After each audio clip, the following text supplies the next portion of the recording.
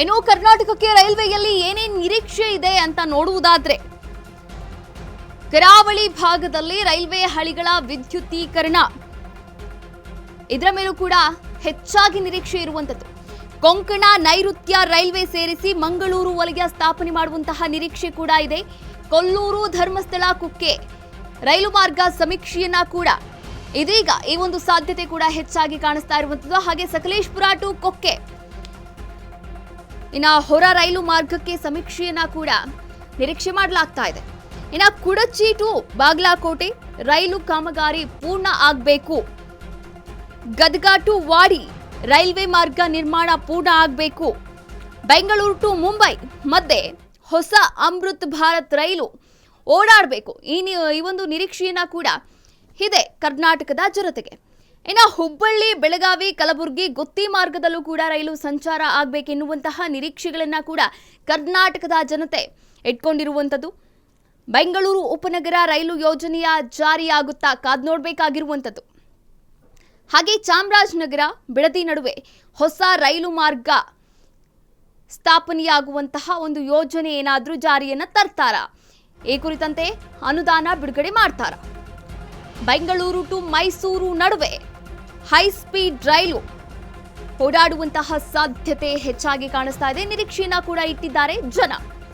ಹುಬ್ಬಳ್ಳಿ ಬೆಳಗಾವಿ ಕಲಬುರಗಿ ಗುತ್ತಿ ಮಾರ್ಗದಲ್ಲಿ ರೈಲು ಸಂಚಾರ ಆಗಬೇಕು ಎನ್ನುವ ನಿರೀಕ್ಷೆ ಕೂಡ ಕೇಳಿ ಬರ್ತಾ ಇದೆ. ಬೆಂಗಳೂರು ಉಪನಗರ ರೈಲು ಯೋಜನೆಯ ಜಾರಿ ಆಗುವಂತಹ ಸಾಧ್ಯತೆ ಕೂಡ ಹೆಚ್ಚಾಗಿ ಕಾಣಿಸ್ತಾ ಇದೆ. ಇನ್ನು ಚಾಮರಾಜನಗರ ಟು ಬಿಡದಿ ನಡುವೆ ಹೊಸ ರೈಲು ಮಾರ್ಗ ಸಾಧ್ಯತೆ ಕೂಡ ಇದೆ. ಹಾಗೆ ಕೊಟ್ಟೂರು ಟು ಹರಿಹರ ಹೊಸ ರೈಲು ಮಾರ್ಗ ಏನಾದ್ರೂ ಒಂದು ಹೊಸ ರೈಲು ಮಾರ್ಗ ಈ ಒಂದು ಯೋಜನೆಗೆ ಈ ಒಂದು ಅನುದಾನ ಏನಾದರೂ ಬಿಡುಗಡೆಯಾಗುವಂತಹ ಸಾಧ್ಯತೆ ಇದೆಯಾ? ಹಾಗೆ ಕೊಟ್ಟೂರು ಟು ಹೊಸಪೇಟೆ ಬ್ರಾಡ್ಗೇಜ್ ಕಾಮಗಾರಿಗೆ ವೇಗವನ್ನ ಕೂಡ ಜನ ನಿರೀಕ್ಷೆಯನ್ನ ಮಾಡ್ತಾ ಇರುವಂಥದ್ದು. ಕಳಸಾ ಬಂಡೂರಿ ಯೋಜನೆ ಆಗಿರಬಹುದು, ಕರ್ನಾಟಕದಲ್ಲಿ ಏಮ್ಸ್ ಸ್ಥಾಪನೆ ಆಗಿರಬಹುದು, ಹಾಗೆ ಎಲೆಕ್ಟ್ರಾನಿಕ್ಸ್ ಉತ್ಪಾದನೆ ಹೆಚ್ಚಳಕ್ಕೆ ವಲಯ ಘೋಷಣೆ ಆಗಿರಬಹುದು.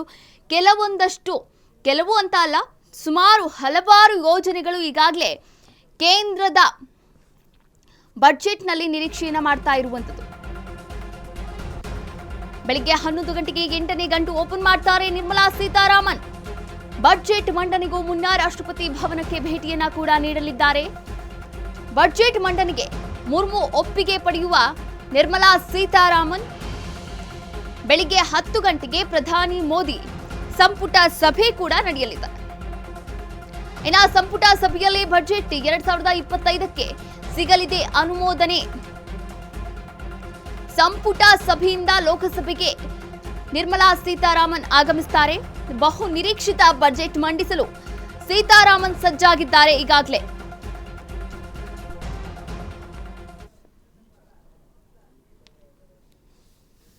ಇನ್ನು ಸಂಪುಟ ಸಭೆಯಿಂದ ಬಹು ನಿರೀಕ್ಷಿತ ಬಜೆಟ್ ಮಂಡನೆಗೆ ಈಗಾಗಲೇ ನಿರ್ಮಲಾ ಸೀತಾರಾಮನ್ ಸಜ್ಜಾಗಿದ್ದಾರೆ. ಕರ್ನಾಟಕವನ್ನ ಪ್ರತಿನಿಧಿಸ್ತಾ ಇದ್ದಾರೆ.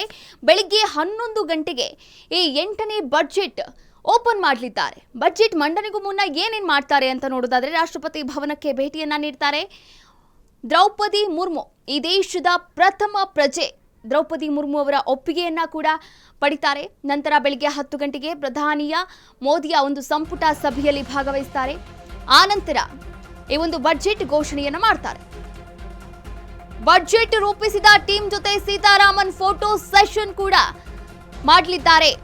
8:45ಕ್ಕೆ ರಾಷ್ಟ್ರಪತಿ ಭವನಕ್ಕೆ ತೆರಳಲಿದ್ದಾರೆ ನಿರ್ಮಲಾ ಸೀತಾರಾಮನ್. ಬೆಳಿಗ್ಗೆ 9 ಗಂಟೆ 15 ನಿಮಿಷಕ್ಕೆ ಸಂಸತ್ ಭವನಕ್ಕೆ ಹಣಕಾಸು ಸಚಿವೆ ಆಗಮಿಸುತ್ತಾರೆ. ಇನ್ನು 10 ಗಂಟೆಗೆ ಪ್ರಧಾನಿ ಮೋದಿ ನೇತೃತ್ವದಲ್ಲಿ ಸಂಪುಟ ಸಭೆ ಕೂಡ ನಡೆಯಲಿದೆ.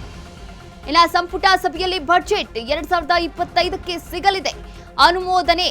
ಬೆಳಿಗ್ಗೆ 11 ಗಂಟೆಗೆ ಇನ್ನೇನು ಕೆಲವೇ ಗಂಟೆಗಳಲ್ಲಿ ಈ ಒಂದು ಬಜೆಟ್ ಮಂಡನೆ ಆಗ್ತಾ ಇರುವಂಥದ್ದು. ಇನ್ನು ಬಜೆಟ್ ಮಂಡನೆಗೆ ಕ್ಷಣಗಣನೆ ಕೂಡ ಆರಂಭವಾಗಿದೆ.